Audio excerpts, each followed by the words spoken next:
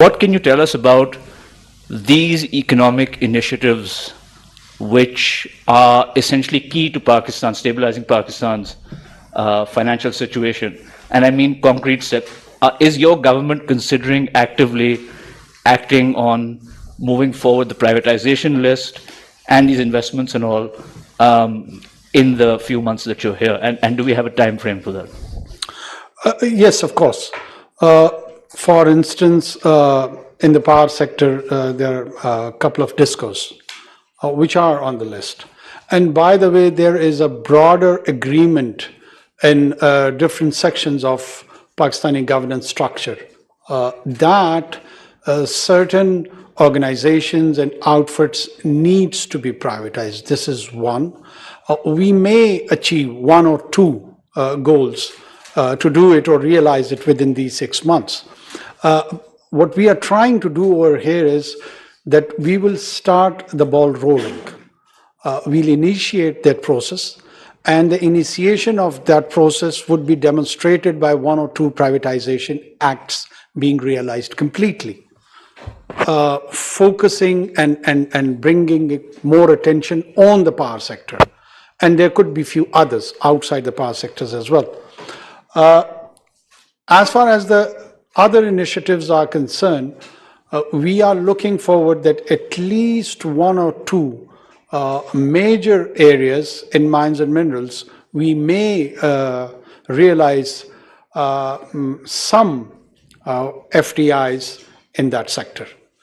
And that is another area which would send a positive sentiment into the market. My question goes to the elections. I know that the ECP is the one responsible for giving us a date for whenever the elections are going to happen. Are you confident that your caretaker government is going to be here just for the 6 months that you mentioned? I have not even mentioned 6 months. But anyways. Just say 6 months in your... No, it could be. Okay. Or less than that. But you're confident that things will be on time and the limitations, etc., will be done as per the schedule put out by the ECP, and you're not concerned that things will perhaps move forward? Well, the Constitution needs to be looked holistically. You cannot do cherry picking in Constitution.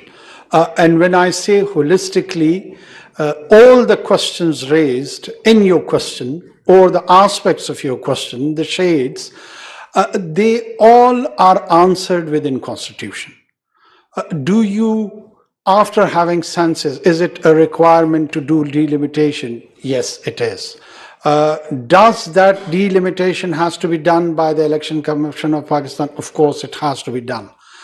For how long does that exercise take? It is anybody's guess, but I am pretty much confident that it would be within the reasonable framework of time. Could be 1 month, 1.5 months, 45 days. I cannot be prescient about the time frame that it has to be exact in terms of hours and seconds. But yes, I do have a approximate sense, and I'm quite sure and comfortable that it would appear and it would look and it would happen in a relatively normal frame of time. As a follow-up question, when do you anticipate we will find out whether the PTI will be able to run in those elections? And what are your considerations about the importance of allowing them to run or not to run? I don't have any sort of confusion or qualms on any political party, including PTI, that they would be part of the electoral process. They are a registered political party with the Election Commission of Pakistan.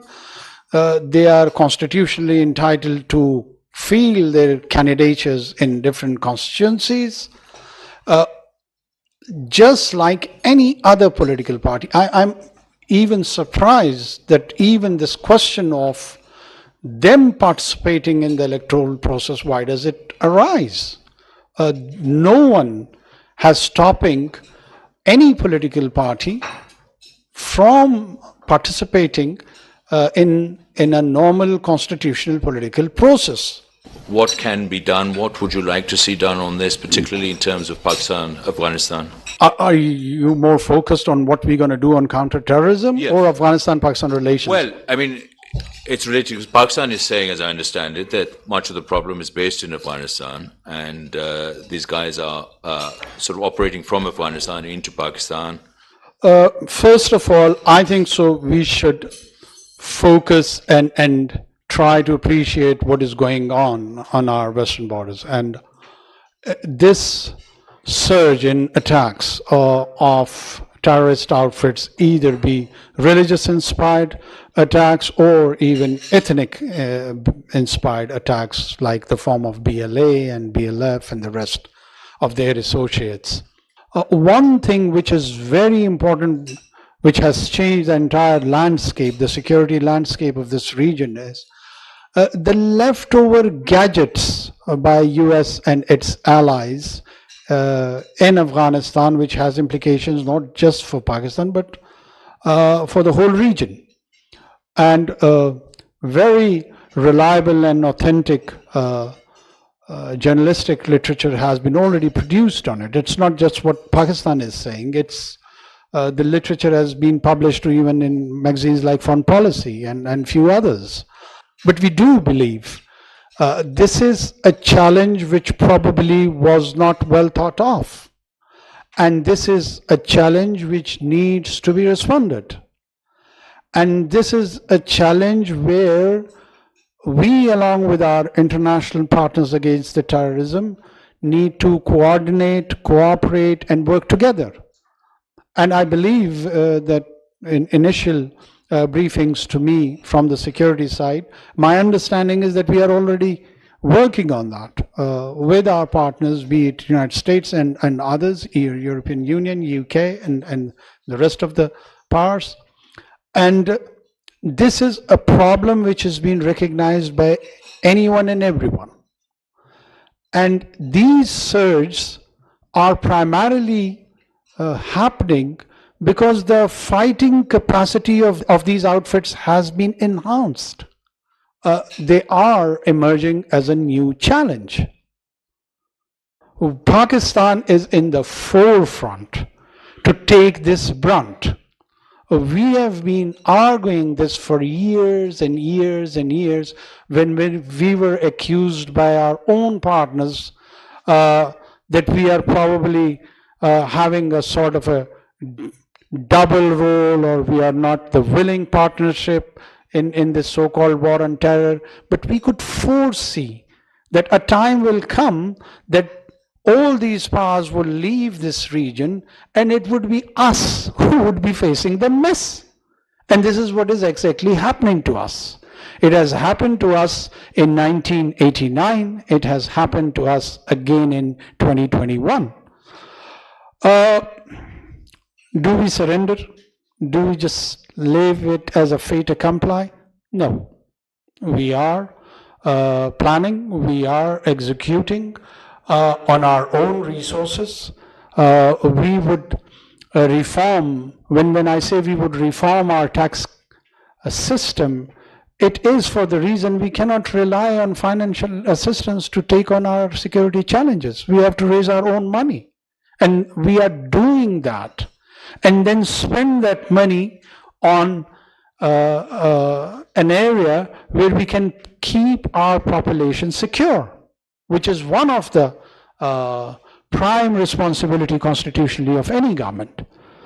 So would we deny the partnership, help and assistance if it is available at a global scale? No, we will not deny that assistance or help. But it should be in the right context, it should be with the right intentions, and we should be viewed as a responsible government which is one against terrorism, which is against radicalization, and which envisions a moderate and inclusive Pakistan. And whatever we do here, we do it out of conviction, not out of compulsion. Yes, actually, it is a follow-up question as well, because I would like to know, because there were some meetings happening about security with the Afghan government. And so how is it, do you feel that there is a kind of comprehension that they are willing to help when it comes to security? We need to appreciate that when we talk of Afghanistan or even Taliban, they are in a phase of transformation. And I personally feel that room and space should be given to them. Let them settle, let them transform. Meanwhile, whatever best we can achieve by engaging with the multiple layers of that arrangement, we're going to pursue that goal. You've listed a very long, list of challenges that Pakistan is facing that you also hope to work on. But if governments before you have not been able to deliver when they had a much longer term, what makes you confident that you are going to be able to deal with the immediate challenges? First of all, I'm confident, and I want to remain confident, that I'm talking about the right issues rather than popular issues. So that sense can be gathered, that what are the core issues which are being faced by the society and the state of Pakistan. Whether I'm successful or not to realize those projected goalposts probably is irrelevant. I'm not here for eternity. I do realize that. And once I'm not there, and if I'm given a limited time span, the only thing which we can do is to talk about the right things. So once you initiate this discourse, it is more or less like a relay race where you would be running and handing over it to another player, and they would carry it forward. So that is the model in our minds, that there would be political players who would benefit from this political discourse, and they may or they may not choose the policies which we are suggesting.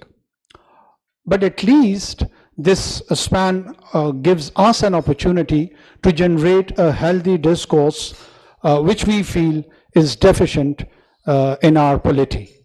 Military is providing all the inputs which we are asking them. They are not overstepping even in the slightest manner. There is no sense where I feel that my government is being dictated. Yes, in a couple of areas, particularly security, and some initiative on the economic front, we are working together, we have coalesced, and that is a partnership which is based on willingness. And both the sides, on mutually dignified and mutual respected manner, are communicating with each other. And we do understand, for instance, there was a crisis on Battagram where few of our children were stuck. At that moment, this thought came to my mind that the provincial disaster management ideally should have been there to rescue those children. So if I wanted to exercise this civil-military imbalance relationship and apply it in its spirit, I would have lost. So the choice was with me, that do I approach military to rescue my 9 children, or get entangled in this debate that it would look like as they are overstepping in our governance. So I chose the latter and saved those 9 children. Unfortunately, by design or by default, some of our organizational capacity in terms of governance has compromised themselves, and in that service delivery vacuum, we have to rely on the military institution. So everyone who's interested that they should stop delivering and playing that role, the solution-based approach or the answer lies the enhancement of those organizations and their service delivery. If you do not do that, if you do not focus on performance, we're going to be with this arrangement for next couple of centuries. I have two questions. If we can go back to talking about the crisis with electricity bills. So given the fact that your government has a limited amount of time, one of the things that you could do, in fact, there's a growing demand of calling the IPPs to the table and renegotiating the agreements. So is that something specifically that your government is considering? Will you be renegotiating the contracts? As far as the IPP and our mandate with them, contractual obligations are concerned, the good news is we are discussing it, and we are discussing it thoroughly. How much we have discussed, what we have discussed, we will not bring it into the public domain. We are on a course where we feel that we should find some sort of resolution, as everyone feels that they are uneven contracts. Having said this, it should just be enough for the moment that we are in the process. A quick follow-up question, if I may. Please. This is about the army chiefs meeting with business leaders a few days ago. I think it was yesterday. So the reports are that he talked about getting 25 billion from the Saudis, and I believe 25 billion from the UAE as well. Is there a time frame for this? Is there more that you can tell us about this, specifically about this coming from the Saudis and the UAE? And if this 25 billion figure is something you can confirm? Thank you. I do confirm, and in the follow-up of explanation, I would attempt that this is spread probably between 2 to 4 or 5 years. And in this span of time, these projects are to the tune of this amount would be realized, and it is in different sectors, particularly mines and minerals, agriculture, and IT sector. Question is, you mentioned that the most meetings you've had is on the energy sector. So you may have an idea that Pakistan needs to raise gas prices, and there needs to be a quarterly adjustment in the power tariff as well. Are you committed to increasing them? All these decisions or the specifics would be done once we have the relevant input of the experts, and accordingly it would be announced and it would be known. My question is about the China-Pakistan Economic Corridor. Actually, we know that the outgoing former government have already held a celebration of the CPEC's 10th anniversary. I would like to know your government's view on the CPEC or any plan on CPEC. Second, is there any plan for your government members to attend for the participation on the coming Belt and Road Global Cooperation Summit, which is going to be held in mid-October? Well, there is no question of not participation of Pakistan on Belt and Road Initiative, be any event which is organized by China. I mean, everyone knows that we have a deep-rooted relationship with China without placement of any incumbency. It is irrelevant in Pakistan who's on this chair. China is a must policy with any government of Pakistan. We look forward to attend any, either it would depend on the level of invitation, but our wholesome participation would be there and would be very conspicuous.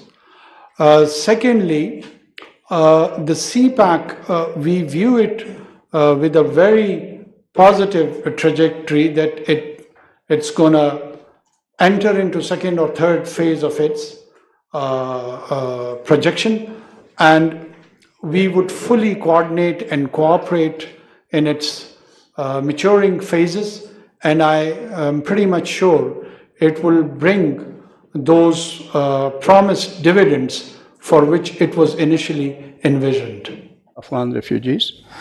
After Taliban took over in Afghanistan, there have been a fresh influx of a different type of Afghan population in Pakistan. They have money, they can spend, they are not in refugee camps, but many areas of Islamabad and even Rawalpindi, they have converted into Afghan localities. So what do you say about that Afghan refugee, any policy? Pakistan has shown a largesse and magnanimity for almost 5 decades to their Afghan brothers.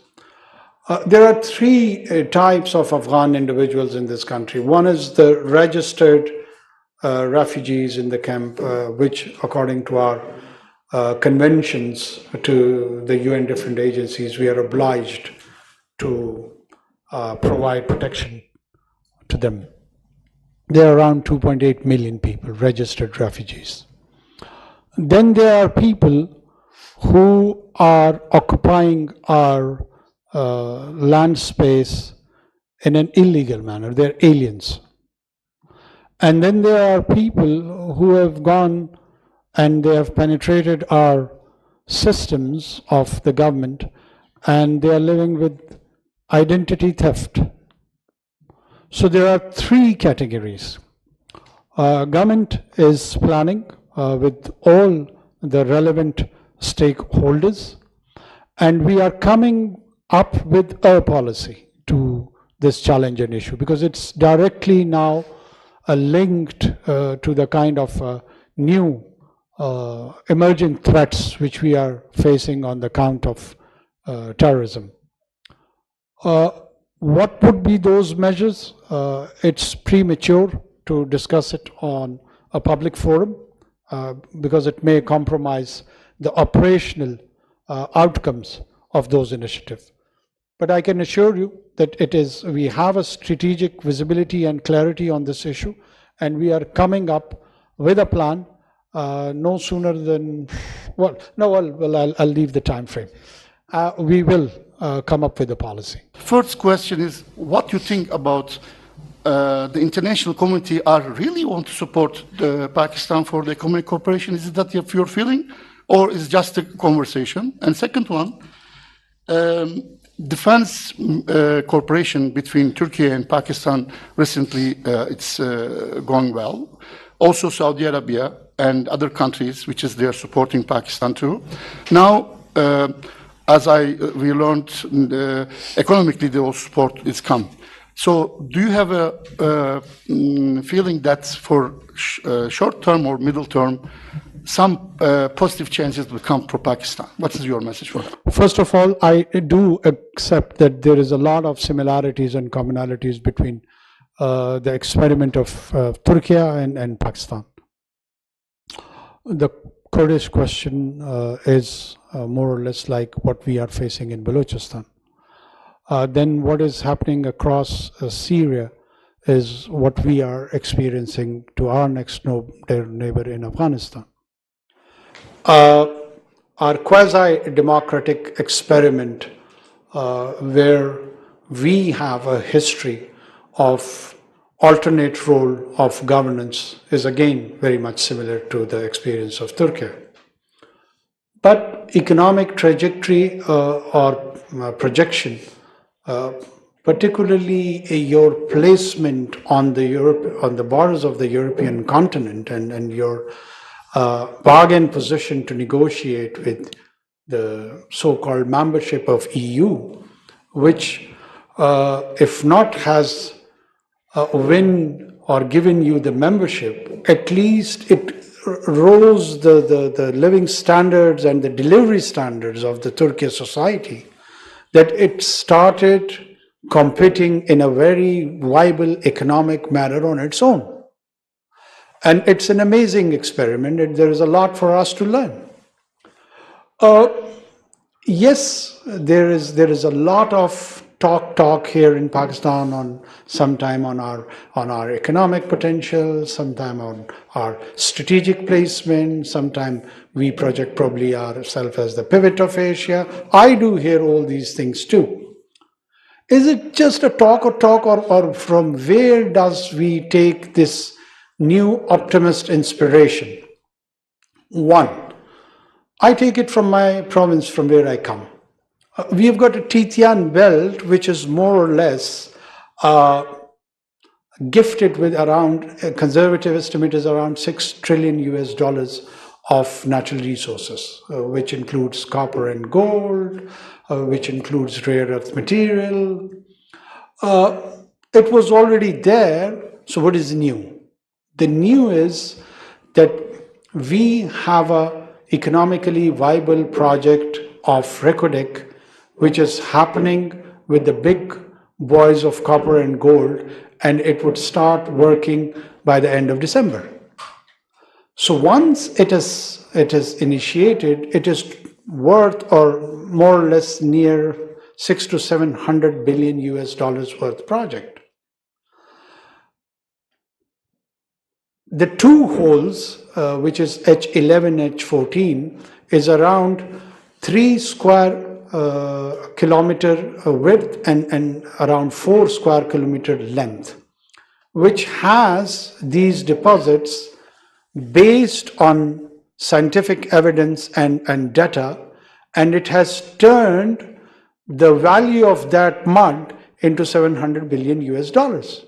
So it was there, but the scientific evidence was not available, so we couldn't claim that it is that much. District health officer 36 ہیں، یہ تقریباً 72 بن گئے. 39 ہمارے specialize health کے vice chancellors یا principles ہیں، اور ان کے ساتھ اتنے ہی ایم ایس ہوں گے. تو یہ ملا کے 150 بندہ بنتا ہے. 13 کروڑ کی آبادی میں اگر یہ 150 بندہ ہمارا بیسٹ لگ جائے تو اس 13 کروڑ کی آبادی کی ہیلتھ فیسلٹی بیسٹ مل سکتی ہے. لیکن وہ صرف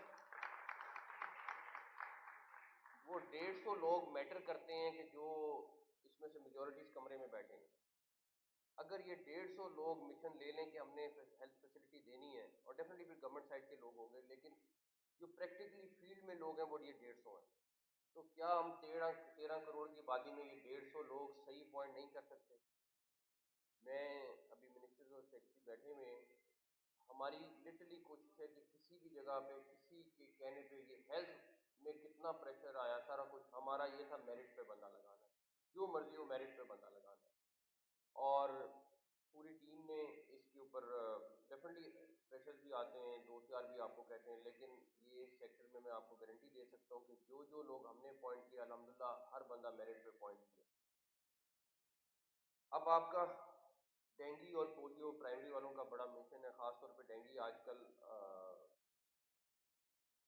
تھوڑا سا آیا ہوا ہے، بٹ میرا خیال ہے ابھی بھی جتنی بارشیں اور جتنا سیلاب اور سارا کچھ آیا اس لحاظ سے جتنی ڈسٹرکٹ گورنمنٹ نے اور پرائمری نے محنت کی اس پہ وہ انشاءاللہ کنٹرول میں رہے گا. ڈیفینیٹلی تھوڑا بہت تو آئے گا لیکن زیادہ خطرناک نہیں ہوگا انشاءاللہ تعالیٰ. تو آپ لوگوں سے صرف میری 2 ڈیمانڈ ہیں.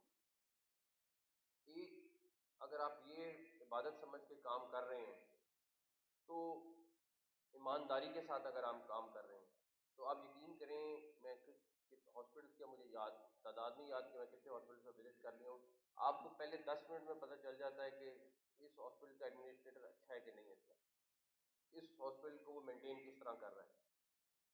جدھر نہیں ہوتا آپ کو 15-20 منٹ بعد اندازہ ہو جائے گا کہ اس ہاسپٹل کی بری حالت ہے، اور وہ صرف آپ کا جو اس ہاسپٹل کا ہیڈ ہے وہ اس کے اوپر ڈپینڈ کرتا ہے سارا کچھ، اور کسی پہ ڈپینڈ نہیں کرتا. اگر وہ تھوڑا سا بھی ہمت کر کے کام کر لے، اپنے ڈیوٹی آورس پورے کر لے، اپنا فرض سمجھ کے وہ کام کر لے، تو وہ 100% نظر آتا ہے. اس کو کسی کو بتانے کی ضرورت نہیں ہے، اس کو کسی کو کچھ کہنے کی ضرورت نہیں ہے. اتنا تو اب میں پرائمری کے پاس گیا ہوں، وہاں پہ میں نے فوری فون کرتا ہوں منسٹر سیکرٹری کو کہ بہت اچھا رزلٹ ہے. کچھ جگہوں پہ جہاں پہ پرابلمز ہیں وہاں پہ آئیڈینٹیفائی وہ بھی ٹھیک کر رہے ہیں. میرا خیال ہے کہ میں اب نام لوں، بہت سارے ہاسپٹل جہاں پہلی دفعہ گیا، دوسری دفعہ گیا، تیسری دفعہ گیا، 5 چکر لگے ہیں، اور اب اللہ کا شکر ہے کہ حالت بہت ٹھیک ہے. بٹ یہ نہیں ہے کہ یہ صرف کچھ عرصے کے لیے ٹھیک ہو، اگر سسٹم ٹھیک ہو جائے گا تو یہ لانگ ٹرم میں ٹھیک ہو جائیں گے. وقتی طور پہ صرف وائٹ واش کرنا ہے اور اس کے بعد چلا دینا ہے کہ ٹھیک ہے جی چیف منسٹر یا منسٹر یا سیکرٹری نے آنا ہے اور ہم نے کام کر کے دکھا دینا ہے، اس کا فائدہ کوئی نہیں. تو میری آپ سب سے یہی ریکویسٹ ہے کہ اونرشپ لیں، اس کو اپنا ہاسپٹل سمجھیں، اس کو اپنا ضلع سمجھیں، اپنا ڈسٹرکٹ سمجھیں، اور کوئی ایسی بات نہیں ہے کہ چینج نہیں ہو سکتا، بالکل ہو سکتا ہے. میں ایک دن سیکٹری ہیلتھ کو ایک ہاسپٹل لے کے گیا لاہور کے. میں نے ان سے کہا کہ ہاسپٹل پرائیویٹ سیکٹر کا ہاسپٹل تھا اور بہت زبردست ہاسپٹل ہے. میں نے ان کو کہا کہ جی ہاسپٹل ہمیں اس اسٹینڈرڈ کا بنا دیں. تو آلدو وہ بہت ہائی مینٹین ہاسپٹل ہے، سارا کچھ ہے، لیکن میں اپنے ہاسپٹل میں بھی جا کے دیکھا کہ اس کے بہت سارے پورشنس ہیں اس طرح کے، لیکن ہم نے پورے ہاسپٹل اس طرح کے کنورٹ کرنے. اور مجھے بڑی اللہ تعالیٰ سے امید ہے کہ ہم اگلے 2-3 مہینے میں یہ پوری ٹیم جو بیٹھی ہوئی ہے، وائس چانسلرس کی بھی، باقی آپ لوگوں کی بھی، ہم ان شاء اللہ تعالیٰ پورے نہیں تو کچھ نہ کچھ ضرور آپ کو کر کے دیں گے. Pakistan explores and seeks new venues of a very fresh start, which is not linked where we do not dwell in the past. We do understand that Russian Federation carries the legacy of post-Soviet Union, but it definitely is not a Stalinist or Marxist tradition which it is carrying. Yes, Russian Federation has its own idea of identity, and we appreciate and understand that, and